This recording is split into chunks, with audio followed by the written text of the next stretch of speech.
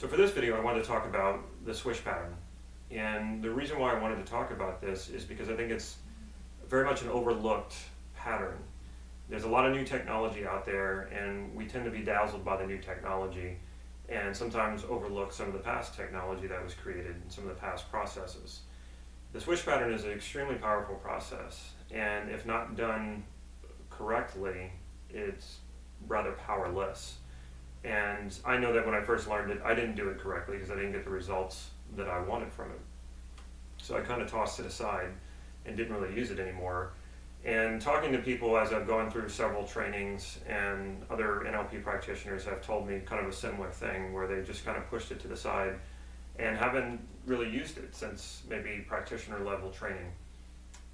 Well, I was having a conversation with Steve Andreas, and it so happens that I was reading his book, Transforming Yourself, and there were some things about the swish pattern that he had written in there that I had never seen before, that I had never heard of. And so it was an email conversation. I started emailing him back, and he was a little surprised that out of all the training that I had done, I hadn't realized these certain things, or hadn't been using the swish pattern properly. So there's two things that are really, really important in using the swish pattern. So the very traditional way to go about it is to have the image of what it is you're doing, the habit, the thing that you don't want to do anymore. And in the corner, having the image of something you would rather be doing. And that's the way that I thought it was. I thought it was the thing that you would rather be doing. But that other image is actually the image you want, is the ideal you, with no context and not demonstrating any behavior. The ideal you has already solved this problem.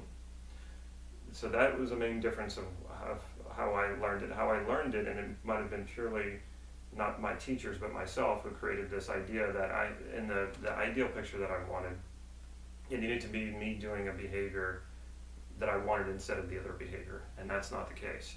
So this ideal picture is supposed to enlarge as the picture of the behavior that you're demonstrating or doing gets smaller. And that's the swish. You can do it from many different ways. You can have it start on this corner, and that ideal picture enlarges. It blocks out the picture of the behavior that you don't want to do anymore. You can have it start over here, that's fine, and make it bigger. Or you can have it where one is on top of the other and the other one comes out. One thing that I do, that I do for myself, because I like to make it really dramatic, and I haven't really seen this anywhere else, but I actually take the picture of what I don't want, and I have the picture of what I do want fling across the room and come back like a slingshot, and then hit the picture of what I don't want to be doing and have that picture shatter into a million pieces. And sometimes I imagine it really dramatic, like when in Star Wars, whenever Luke Skywalker shoots the whatever those are, lasers into the Death Star and it explodes. Sometimes I'll get really dramatic about it like that because it entertains the mind. So again, you take the picture of what the behavior is that you're doing that you don't want to do, and you then have it shattered or blocked out or moved down, and you should then have an image of your ideal self, disassociated, your ideal self who has already solved this problem, and have sort of moved on beyond it. What a lot of people do is they'll have the behavior that they don't want, say it's smoking, and then they will have the picture move down and the picture of them doing some other behavior besides smoking. Why do we not want to do that? Why do we want to have this image of our ideal self with no context and no behavior? Why is this a better way to do it? Because it will generalize to more areas of your life. In fact, most likely all areas of your life. But if you're doing a specific behavior, even if it's a good behavior, then when you're not doing that specific behavior, you're more likely to pick up that cigarette, if we're using the cigarette example. So a person's smoking, they don't want to smoke, they want to exercise. Okay, so we do the swish pattern with that, and suddenly they go from smoking to exercising. We do this several times until every time they think about smoking, an image of them exercising pops up. The problem with that is you can't exercise 24 hours a day. So when you're not exercising, then it opens you back up to smoking. So if you were a smoker, then you want a picture of yourself, the ideal you, however that looks, in no particular context, doing no behavior in particular, just maybe standing there or sitting or what have you, and not smoking, of course. And this is the ideal you who has conquered this already. And so this will more likely generalize to all areas of your life, so that if you quit smoking, you quit for good. And every time you think about smoking, you suddenly get this image of who you want to be, and that propels you toward that image.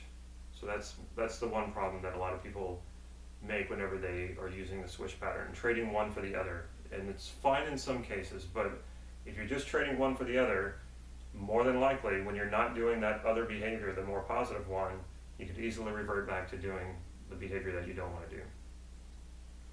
For example, also, I was already in good shape, but I wanted to be in even better shape. So I imagined me doing the things that keep me from being in good shape, like eating food that I should not be eating. So I would put that as my picture. And then I would take an image of me actually seeing myself in a mirror. So that's the disassociated image, and having the body, exactly the body that I wanted. And so I would have the picture of me with the behavior that I didn't want, eating things that I wasn't supposed to. And then I would have this picture of myself come and smash into it and shatter it. And I would do this over and over. And this really helped me get that under control. And like I said, I was already in good shape, but I was able to take it that extra level of exactly what I wanted my body to look like. And it was very effective and very powerful. The other problem that a lot of people make when they're doing the swish pattern, especially if they're using the one where they're kind of moving the images up or down, what happens is a lot of people, they will, once you complete the swish, you want to pause and then reset the pictures when you go to do it again, because you need to do it over and over to make sure it works. What a lot of people do, and say if you're using the negative picture on top and the positive picture here, and you're moving them like that, what a lot of people will tend to do is when they reset them, they make it come right back up. So you get this yo-yo kind of thing. So if you're doing it right, you have the negative picture up here, you have the positive picture here, this one goes down, this one comes up and gets much bigger, and then you drop it.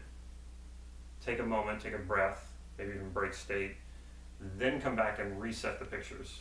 What you don't want to do is you don't want to reset the pictures by bringing the negative one back up and the positive one back down, because all you're doing then is yo-yoing it. So when you think of doing whatever it is, that behavior that you don't want to do, yes, you get the positive one, but then it goes back as well, and then you get this kind of yo-yo thing going on, and it can actually create confusion. So again, negative picture goes down, positive picture goes up, break state, let it go. And then when you go to reset them, make sure you're not pulling the negative picture from the bottom and pushing the positive picture down. Just drop it all and then put your negative picture there, your positive picture here, and then do it again. Or again, if you're using it, moving the picture from the side and making it bigger, same thing. Avoid the yo-yo effect, in other words. So just to recap, make sure that when you're swishing, it's a picture, the positive picture is a picture of the ideal you in no particular context, or in a very general context, and doing no particular behavior. Secondly, avoid the yo-yo effect. Make sure that you're swishing, breaking state, and you're resetting the pictures without moving them back from where they came from. Swish, break state, put the pictures back. Swish, break state, and put the pictures back.